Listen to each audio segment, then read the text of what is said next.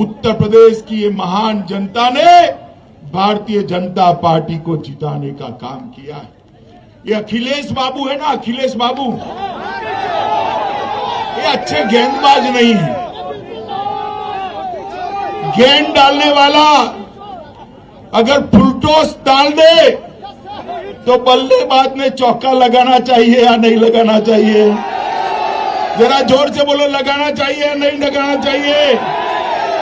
14 में आपने भाजपा को जिताया ना, 17 में जिताया ना, 19 में जिताया ना, अब 22 में जिताकर बाउंड्री लगाने का काम करो। करेंगे क्या मित्रों? भारतीय जनता पार्टी की सरकार ने, नरेंद्र मोदी जी ने कहा था कि भारतीय जनता पार्टी की यह सरकार गरीबों की सरकार है, पिछड़ों की सरकार है, दलितों की सरकार है। जब हम कह रहे थे, इस समाजवादी पार्टी वाले मजाक उड़ा रहे थे। अखिलेश बाबू, आज मैं हिसाब देने भी आया हूं और आपका हिसाब मांगने भी आया।